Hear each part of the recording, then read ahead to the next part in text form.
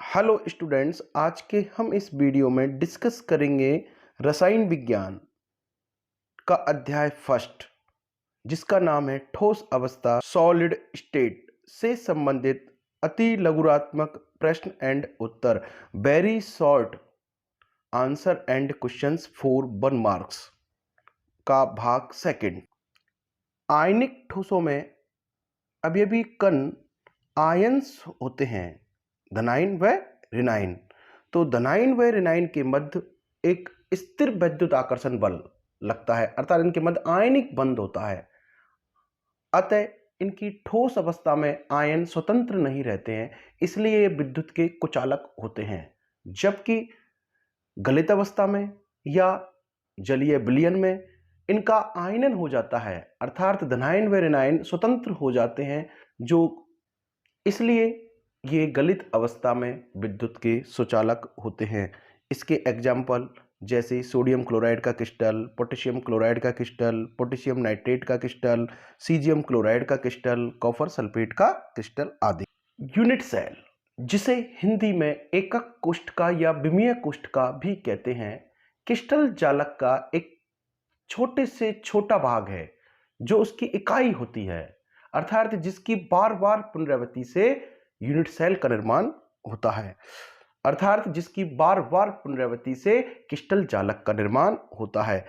घनीय unit cell मुख्यतः simple unit cell अर्थात आध घनीय एकक कोष्ठका, बीसीसी यूनिट सेल अर्थात body centred cubic unit cell, जिसे हिंदी में कहते हैं काय केंद्रित या अंत केंद्रित घनीय एकक कोष्ठका, FCC face centred cubic unit cell अर्थात जिसे हिंदी में कहते हैं फलक केंद्रित घनीय एकक कोष्ठका, and fourth ECC end centred cubic unit cell अर्थात अंत्य केंद्रित यूनिट सेल प्रकार की होती हैं। एससी यूनिट सेल में कुल अवयवी कणों की संख्या 1 होती है तथा इसकी संकुलन क्षमता सबसे कम 52.4 होती है। जबकि बीसीसी यूनिट सेल में कुल अवयवी कणों की संख्या 2 होती है तथा इसकी संकुलन क्षमता 68% होती है तथा एफसीसी यूनिट सेल में कुल अवयवी कणों की संख्या 4 होती है तथा संकुलन क्षमता सबसे अधिक उच्च संकुलन क्षमता होती है इसकी, जिसका मान 74% अर्थात 74% होता है। ठोसों के निबिड़ संकुलन में निबिड़ संकुलन का मतलब इंग्लिश में बोलते हैं इसे क्लॉच पैकिंग, मतलब जो त्रिविम का जब आयतन है, त्रिविम का जो उपलब्ध आयतन है, क्रिस्टल जालक में जो उपलब्ध आयतन है उसमें गोले इस प्रकार से रखे हों, इस प्रकार से व्यवस्थित हों कि अधिक से अधिक स्थान गोलों द्वारा घेरा जाए। तो इस प्रकार जो पैकिंग करते हैं उसे क्लॉच पैकिंग या निबिड़ संकुलन कहते हैं तथा इस प्रकार से जो संरचनाएं बनती है उन्हें क्रिस्टलों में निबिड़ संकुलित संरचनाएं कहते हैं। ठोसों में निबिड़ संकुलन दिशा के आधार पर, विमाग के आधार पर 3 प्रकार का होता है। यदि एक पंक्ति बनाई जाए, गोलों की एक पंक्ति में व्यवस्थित किया जाए तो इसे एक विमीय निबिड़ संकुलन कहते हैं। यदि एक पंक्ति जो एक विमीय पंक्ति है उन्हें आपस में जमा कर उसमें आपस में एक दूसरे के ऊपर रखकर जो निबिड़ संकुलन किया जाता है उसे हम द्विविमीय निबिड़ संकुलन कहते हैं। और यदि द्विविमीय परतों से निबिड़ संकुलन किया जाए तो इसे हम त्रिविमीय 3D निबिड़ संकुलन कहते हैं। द्विविमीय निबिड़ संकुलन 2 प्रकार का होता है, वर्गाकार या वर्ग निबिड़ संकुलन जिसे इंग्लिश में कहते हैं स्क्वायर क्लॉच पैकिंग SCP, तथा षटकोणीय निबिड़ संकुलन जिसे इंग्लिश में कहते हैं हेक्सागोनल क्लॉच पैकिंग षटकोणीय निबिड़ संकुलन HCP। द्विविमीय वर्गाकार निबिड़ संकुलन की समन्वय संख्या मतलब उपसंयोजन संख्या 4 होती है, जबकि द्विविमीय षटकोणीय निबिड़ संकुलन की उपसंयोजन संख्या 6 होती है। अंतराकाशी छिद्र 2 प्रकार के होते हैं। चतुष्फलकीय छिद्र जिसे इंग्लिश में टेट्राहेड्रल बॉइड्स शॉर्ट में THB कहते हैं। दूसरी अष्टफलकीय छिद्र होते हैं जिन्हें इंग्लिश में ऑक्टाहेड्रल बॉइड्स कहते हैं तथा शॉर्ट में OHB कहते हैं। हम जानते हैं कि जो वास्तविक ठोस अर्थात जो क्रिस्टलीय ठोस होते हैं उनमें अवयवी कणों की एक निश्चित नियमित ज्यामितीय व्यवस्था होती है जिसे हम दीर्घपरासी व्यवस्था भी कहते हैं, जिसमें एक निश्चित संरचना अर्थात यूनिट सेल की बार बार क्या होती है, पुनरावृत्ति होती है। यदि इस नियमित व्यवस्था में अनियमितता आ जाए अर्थात विचलन पैदा हो जाए तो क्रिस्टल में दोष उत्पन्न हो जाता है। इसे हम दोष युक्त क्रिस्टल या क्रिस्टल में त्रुटि कहते हैं, क्योंकि जो आदर्श क्रिस्टल होती हैं उनकी 0 केल्विन ताप पर, परम शून्य ताप पर एंट्रोपी का मान 0 होता है, तो व्यवहारिक तौर पर आदर्श इस प्रकार से आदर्श क्रिस्टल होना संभव नहीं है। क्रिस्टलों में जो त्रुटि होती है वो मेनली बिंदु दोष, पॉइंट डिफेक्ट्स होता है। ये स्टोकियोमेट्रिक दोष, नॉन स्टोकियोमेट्रिक दोष व अशुद्धि दोष प्रकार का होता है। स्टोकियोमेट्रिक दोष में फ्रैंकल व शॉर्ट की दोष पाए जाते हैं। फ्रैंकल दोष फ्रैंकल नामक वैज्ञानिक ने समझाया, इसलिए इसे फ्रैंकल त्रुटि कहते हैं। फ्रैंकल फिक जाना मतलब क्रिस्टल में जो अवयवी कण है, कौन से, आयनिक क्रिस्टल में, जिसमें धनायन और क्या होते हैं, ऋणायन। तो धनायन का आकार तो क्या होता है, छोटा होता है, ऋणायन का आकार क्या होता है, बड़ा होता है। अब जब इनकी पैकिंग होती है तो ये एक तो ये हो गए अवयवी कण धनायन व ऋणायन, और इनके बीच में जो रिक्त स्थान बचता है उसे बोलते हैं हम अंतराकाशी स्थान, अंतराकाश बोलते हैं। तो क्या होता है, जब धनायन का आकार छोटा होता है तो वो अंतराकाश में फिट जाता है अर्थात अंतराकाश में फिट हो जाता है, समाहित हो जाता है और अपना स्थान रिक्त छोड़ देता है।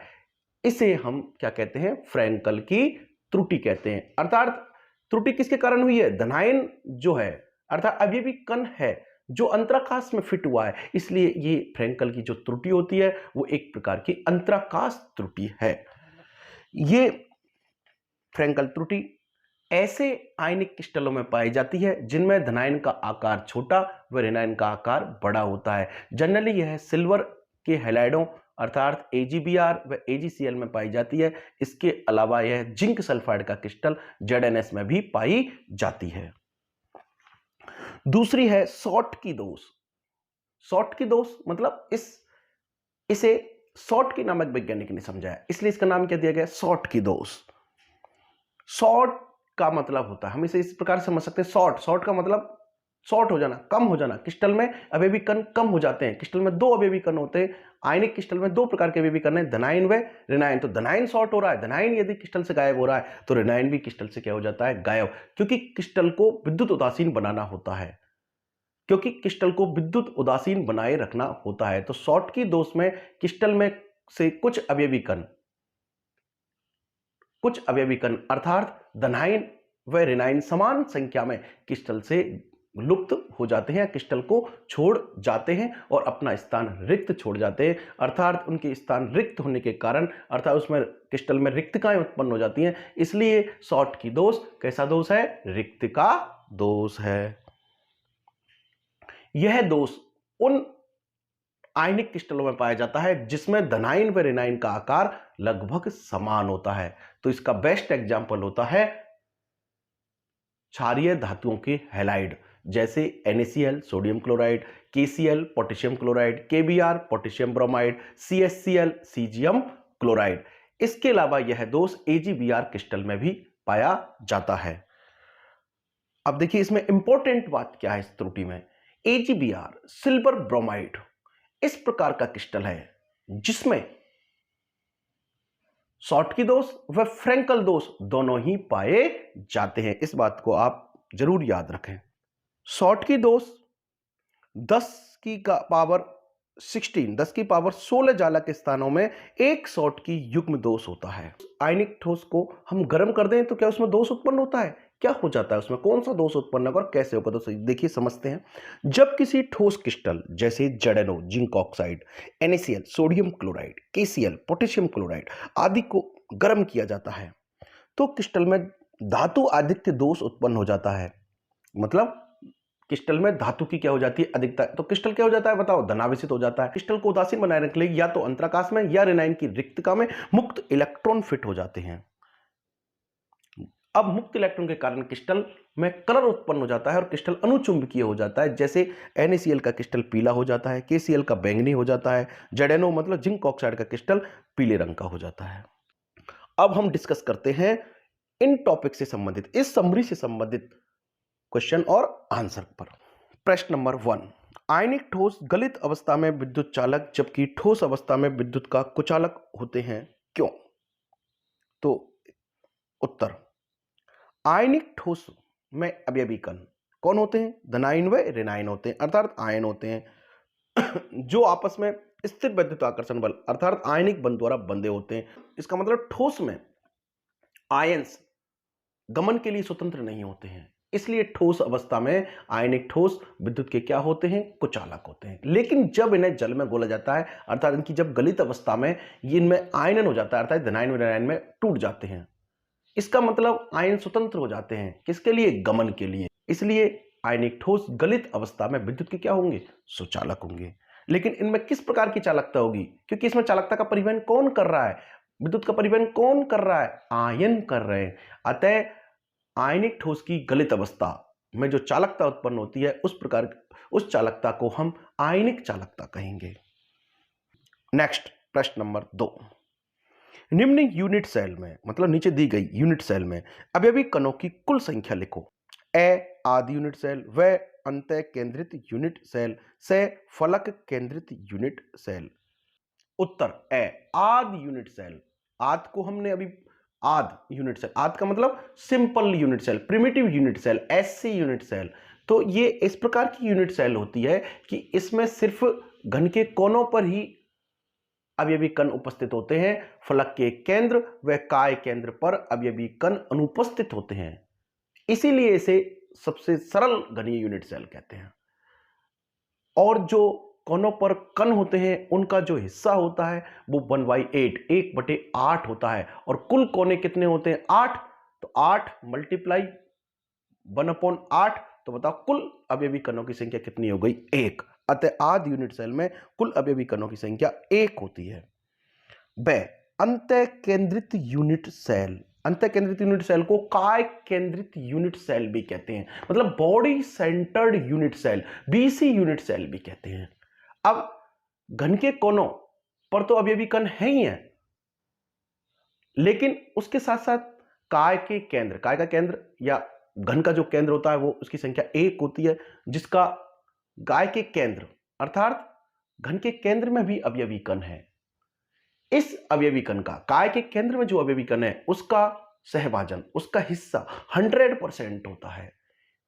इसलिए BC यूनिट सेल में कुल अवयवी कणों की संख्या 1 8 × 1/8 मतलब 1 प्लस 1 × 1 मतलब 1, 1 प्लस 1 कितनी हो गई? 2 होगी। नेक्स्ट फलक केंद्रित यूनिट सेल।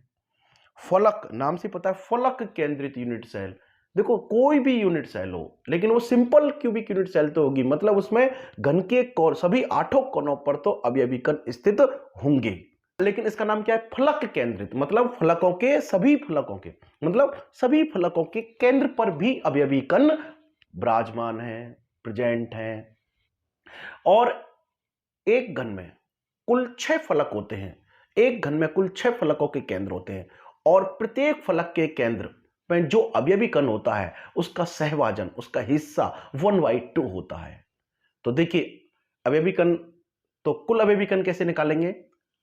घन के कोनों पर तो कितने हो गए? 8 × 1/8 बराबर 1, एक तो ये हो गया, घन के कोनों पर कुल अवयवी कण हो गए 1। अब आते हैं फलकों के केंद्र पर। कितने फलकों के केंद्र है? 6 अवयवी कण है, 6 इंटू उसका हिस्सा कितना है? 1/2, तो बताइए कितना हो गया? 3। तो कुल अवयवी कण कितने हो गए? 1 + 3 कितने हो गए? 4। नेक्स्ट प्रश्न नंबर 3, एक यूनिट सेल जिसमें सभी कोनों के अतिरिक्त सभी फलकों के केंद्र पर अवयवी कण स्थित हैं, यूनिट सेल का नाम दीजिए। देखिए अभी हमने डिस्कस किया था, एक यूनिट सेल मतलब एक घन है, उसमें कोनों के अतिरिक्त सभी फलकों के केंद्र मतलब 6 जो फलकों के केंद्र है उस पर भी अवयवी कण है, तो उस यूनिट सेल का नाम स्वाभाविक है क्या होगा? फलक केंद्रित यूनिट सेल। तो इसका उत्तर क्या होगा? फलक केंद्रित यूनिट सेल या face centred cubic unit cell या FCC यूनिट सेल। नेक्स्ट प्रश्न नंबर 4, संकुलन क्षमता या संकुलन दक्षता को परिभाषित करो। देखिए, इसे इंग्लिश में कहते हैं पैकिंग एफिशिएंसी। तो इसका उत्तर हम कैसे समझ सकते हैं? जब क्लॉज पैकिंग करते हैं, मतलब जब अवयवी कणों को क्लॉज पैकिंग करते हैं तो क्रिस्टल जालक बनता है। क्रिस्टल जालक का एक तो होता है कुल आयतन। उस कुल आयतन में ये जो अवयवी कण जिन्हें गोले मानते हैं, वो गोले कितना आयतन घेरते हैं? 68%, 52%, 74%, कितना आयतन घेरते हैं और कितना रिक्त स्थान रहता है? तो जितना आयतन घेरते हैं उसका जो अनुपात होता है वही क्या होती है बताओ? संकुलन क्षमता या संकुलन दक्षता होती है। तो इसे किस प्रकार परिभाषित कर सकते हैं? किसी क्रिस्टल जालक में उपस्थित अवयवी कणों मतलब गोलों द्वारा क्रिस्टल जालक का जितना भाग मतलब जितना आयतन घेरा जाता है उसे क्रिस्टल जालक की संकुलन क्षमता या पैकिंग एफिशिएंसी कहते हैं। इसे एक सूत्र द्वारा कैलकुलेट कर सकते हैं।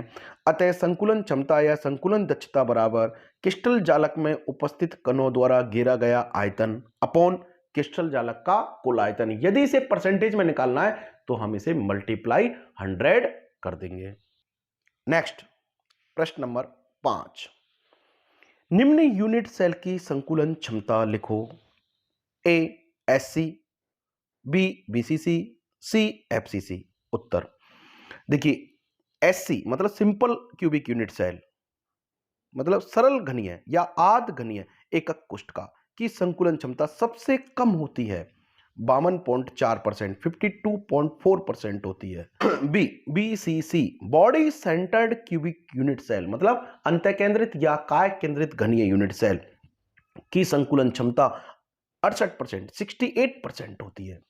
सी FCC, FCC face centred cubic unit cell मतलब फलक केंद्रित घनीय यूनिट सेल की संकुलन क्षमता सबसे अधिक 74% होती है, 74% होती है। अतः एससी यूनिट सेल की संकुलन क्षमता सबसे निम्न सबसे कम 52.4% होती है, जबकि एफसीसी यूनिट सेल की संकुलन क्षमता सबसे उच्च 74% होती है। नेक्स्ट प्रश्न नंबर 6, एक क्रिस्टलीय जालक में कुल चतुष्फलकीय रिक्तियों की संख्या तथा कुल अष्टफलकीय रिक्तियों की संख्या कितनी होती है? तो हम उत्तर चतुष्फलकीय रिक्ति को इंग्लिश में कहते हैं टेट्राहेड्रल वर्ड, शॉर्ट में कहते हैं टीएचबी। इन रिक्तियों की संख्या अवयवी कणों की संख्या का हमेशा क्या होती है? दुगुना होती है, मल्टीप्लाइड 2 होती है। तो अतः टीएचबी बराबर 2n। अष्टफलकीय रिक्तियों मतलब ऑक्टाहेड्रल वर्ड्स, जिसे शॉर्ट में कहते हैं ओएचबी। इन रिक्तियों की संख्या हमेशा अवयवी कणों की संख्या के बराबर होती है, इसलिए अष्टफल की रिक्तियों की संख्या अर्थात ओएचबी की संख्या इक्वल टू n होता है। और n क्या है? अवयवी कणों की संख्या। नेक्स्ट प्रश्न नंबर 7, एजीबीआर क्रिस्टल में पाए जाने वाले दोषों के नाम लिखो। उत्तर एजीबीआर सिल्वर ब्रोमाइड के क्रिस्टल में स्टोकियोमेट्री दोष पाया जाता है, और स्टोकियोमेट्री दोष दो प्रकार का होता है, फ्रैंकल दोष और शॉर्टकी दोष। तो एजीबीआर क्रिस्टल में फ्रैंकल दोष भी पाया जाता है, जिसे विस्थापन दोष भी कहते हैं और जिसे अंतराकाश दोष भी कहते हैं, और शॉर्टकी दोष भी पाया जाता है जिसे रिक्त का दोष भी कहते हैं। नेक्स्ट प्रश्न नंबर 8, क्षारीय धातुओं के हैलाइडों के क्रिस्टल में पाए जाने वाले दोष को संक्षिप्त में समझाओ। उत्तर क्षारीय धातु का हैलाइड मतलब क्षारीय धातु तथा हैलाइड, इसमें धनाइन तो क्षारीय धातु होता है और रेनाइन हैलाइड X माइनस होता है। इनमें लगभग दोनों का मतलब धनाइन व रेनाइन का आकार लगभग क्या होता है? समान होता है। और जिनमें धनाइन व रेनाइन का आकार समान होता है उनमें रिक्त का दोष मतलब शॉर्ट की दोष पाया जाता है। तो बताइए इनमें कौन सा दोष पाया जाएगा? शॉर्ट की दोष या रिक्त का दोष पाया जाता है, जिसमें समान संख्या में धनाइन व रेनाइन क्रिस्टल से लुप्त हो जाते हैं और अपना स्थान रिक्त छोड़ जाते हैं। नेक्स्ट प्रश्न नंबर 9, क्या होता है जब जिंक ऑक्साइड की क्रिस्टल को गर्म किया जाता है? उत्तर देखिए, जिंक ऑक्साइड ZnO Zn2+O- या और कोई भी आयनिक क्रिस्टल जो जिसके अवयवी कण धनाइन व रेनाइन है को जब गर्म करते क्रिस्टल जालक में मुक्त इलेक्ट्रॉन आ जाने के कारण वह क्रिस्टल रंगीन हो जाता है, कलर्ड हो जाता है। जब ZnO को गर्म करते हैं तो ZnO ब्रेक होता है Zn2 plus half O2 plus 2 electron, अर्थात ZnO को गर्म करने से जिंक आयन व इलेक्ट्रॉन मुक्त होते हैं तथा ऑक्सीजन गैस मुक्त होती है। Zn2 तथा इलेक्ट्रॉन क्रिस्टल में अंतराकाश, क्रिस्टल के अंतराकाश में क्या कर लेंगे, स्थान ग्रहण कर लेंगे, मतलब वहां फिट हो जाएंगे। तो इसका मतलब क्रिस्टल में किसकी अधिकता हो गई, धातु की अधिकता हो गई, अर्थात धातु आधिक्य दोष उत्पन्न हो जाता है। और क्रिस्टल में इस मुक्त इलेक्ट्रॉन के कारण क्रिस्टल कैसा हो जाता है, रंगीन हो जाता है, अर्थात क्रिस्टल पीले रंग का हो जाता है। अतः जड़ेणु क्रिस्टल को जब गर्म करते हैं तो धातु आधिक्य दोष के कारण जड़ेणु क्रिस्टल पीले रंग का दिखाई देता है। नेक्स्ट प्रश्न नंबर 10, जब NaCl क्रिस्टल, यह है क्रिस्टल नहीं है, क्रिस्टल पढ़े इसे, को Na वाष्प के वातावरण में गर्म किया जाता है तो किस प्रकार का दोष उत्पन्न होता है। तो जब NaCl का एक क्रिस्टल है उसको Na वाष्प, मतलब Na क्या है, न्यूट्रल एटम है, तो उसके वाष्प के साथ जब गर्म करते हैं तो Na का आयोनाइजेशन होता है, मतलब Na इलेक्ट्रॉन मुक्त करता है, Na का ऑक्सीकरण हो जाता है, तो Na=Na++ इलेक्ट्रॉन बन जाता है। तो सतह पर Na+ की क्या हो जाएगी बताओ, अधिकता हो जाएगी। तो क्रिस्टल में से रेनायन, क्रिस्टल में से Cl- बाहर आ जाता है, मतलब क्रिस्टल को छोड़ जाता है और अपनी रिक्ति क्या कर देता है, वहां छोड़ देता है, मतलब क्रिस्टल में रेनाइन का स्थान रिक्त हो जाता है।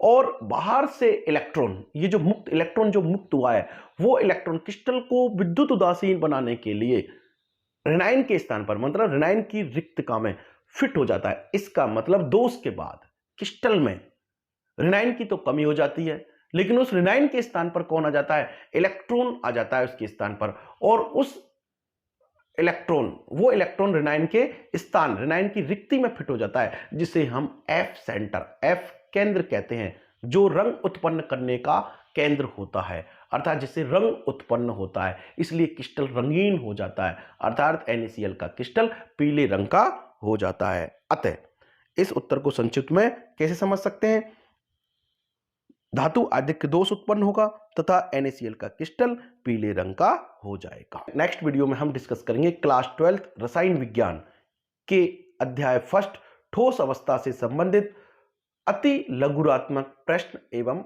उत्तर, अर्थात very short answer and question for 1 bars, part 3।